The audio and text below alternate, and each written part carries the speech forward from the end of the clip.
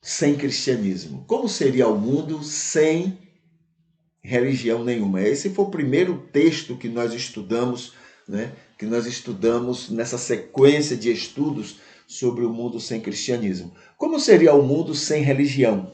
Né? Esse foi o primeiro texto, o primeiro artigo que nós lemos. O segundo foi a responsabilidade de pais das religiões. A responsabilidade de pais que todas as religiões têm.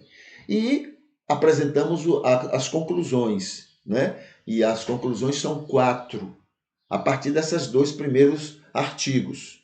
As conclusões são 4. Primeiro, existe uma neutralidade em toda a religião. Ninguém é boa ou ruim. A religião em si é neutra. Como qualquer outra atividade humana, como qualquer profissão, como qualquer... Enfim, as coisas são neutras, né? Segundo, a composição das religiões, ou seja, as religiões são formadas por trigo e por joio, tá? Trigo e joio. Então, quem é que faz a religião ser boa ou ruim? Bom, o trigo faz a religião ser uma coisa boa e o joio faz a religião ser uma coisa ruim, entendeu? Então não é culpa da religião, mas sim de quem forma a religião e de quem usa a religião.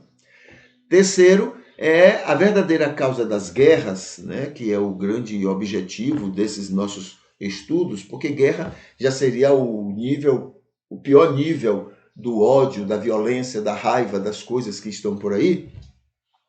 Então, a verdadeira causa das guerras é o que a Bíblia diz. A Bíblia diz que é o amor ao lucro, é o amor ao dinheiro, é o amor ao capital, ao acúmulo de riqueza. Entendeu? Eu quero acumular, então eu faço guerra. Eu quero ficar mais rico, eu invento alguma coisa e aí vai gerar a guerra. E a quarta conclusão que tiramos é sobre a alienação que o marketing produz.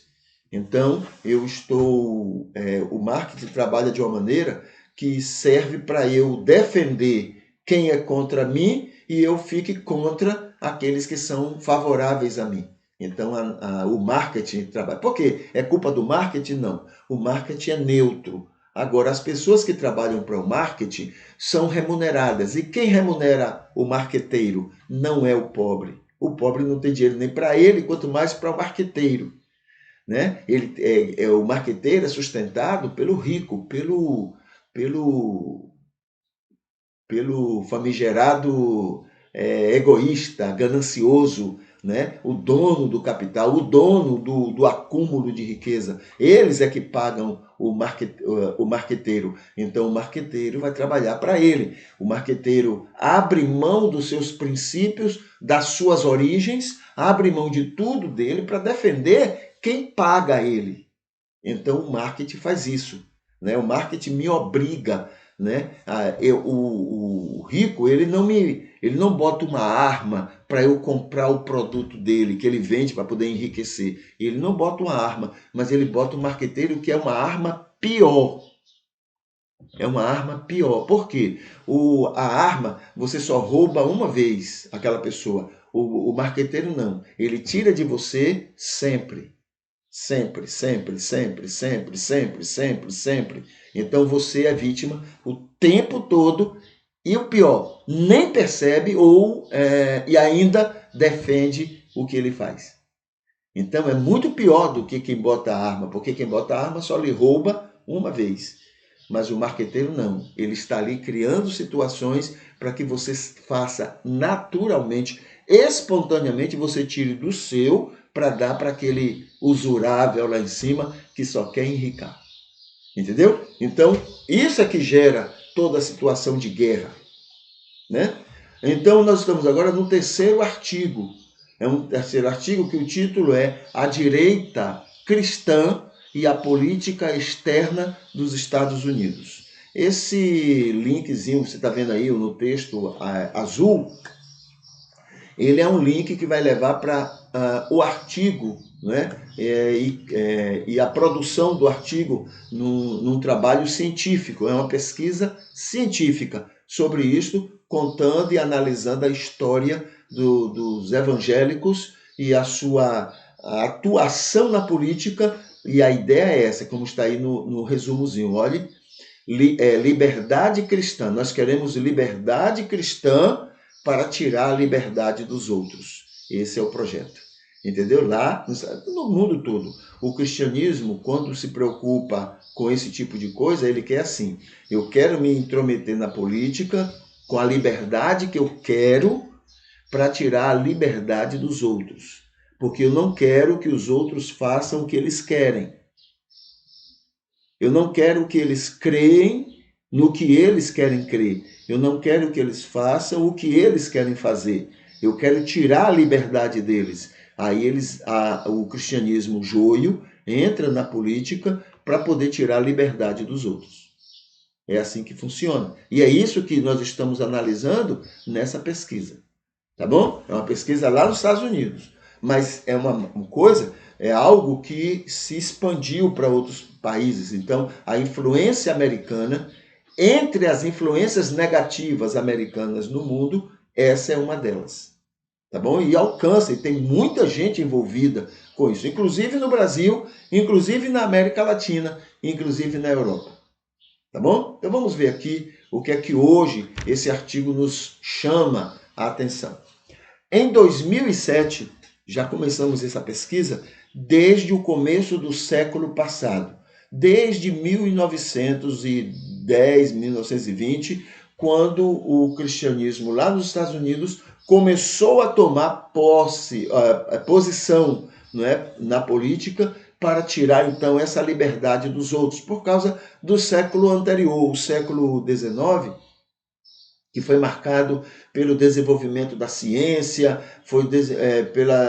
o desenvolvimento de várias ciências, de várias questões. Então o ser humano foi deixando, né, aos poucos de ficar, coisa lá da Idade Média, né, foi deixando de acreditar no que apenas diziam que ele tinha que acreditar, e ele começou a pesquisar, começou a questionar, começou a descobrir algumas coisas, né? E aí foi contrariando o que o cristianismo queria, né? A gente fala, né, a gente critica, né, a Igreja Católica na Idade Média, mas o próprio protestantismo faz igual, né? Aí persegue quem pensa diferente, quem age diferente, quem crê diferente, há uma perseguição. E isso lá nos Estados Unidos se tornou uma coisa doentia, né? Logo depois que terminou o século XIX, quando todas essas ciências se tomaram corpo, né, e começaram a fazer estudos e questionar aquilo que estava posto, aí agora o cristianismo foi tomando posições na política para tirar a liberdade, então, daquelas outras coisas, não é? Daqueles outros ensinos, daqueles outros estudos. Então, foi isso que aconteceu desde o começo do século passado. A sequência desses nossos estudos, dessa pesquisa, está trabalhando isso. Já chegamos agora no século XXI. Em 2007, veja só, apenas 40% dos jovens evangélicos lá nos Estados Unidos se identificavam como republicanos. Então, só 40%, quer dizer, 60% já estavam rejeitando. Isso dentro do próprio cristianismo. Os filhos, né? Os filhos daqueles que estavam naquela luta, naquela confusão toda. Porque isso cansa, entendeu? Isso abusa. Tanto quem se envolve quanto as vítimas. Isso cansa. Essa necessidade de policiar os outros, de ficar julgando os outros, ficar condenando os outros. Isso cansa, entendeu? E cria uma antipatia. Então, dentro do próprio cristianismo, né, nos Estados Unidos, 40% dos jovens, em 2007, se identificavam com o Partido Republicano, que foi o partido até hoje, o partido que abraçou, né, essa causa evangélica de tirar o direito dos outros. Agora, por que abraçou? Porque esses evangélicos eram ricos. Então, veja só o que é que eles faziam. Nós somos a favor da exploração, mas nós somos contra isso, isso, isso e isso. Mas a exploração a gente concorda. E isso casou direitinho com o Partido Republicano, que é pior nisso do que o Partido Democrata. Né? O Partido Republicano ele é colocado como o mais conservador, mas o outro também é, né? É do espírito americano, entendeu? É uma coisa nociva. Mas está lá os republicanos, né, nessa representação dos interesses dos evangélicos. Volto a falar, quais são os interesses? Queremos liberdade para nós, para que com essa liberdade a gente tire a liberdade dos outros. Basicamente é isso aí.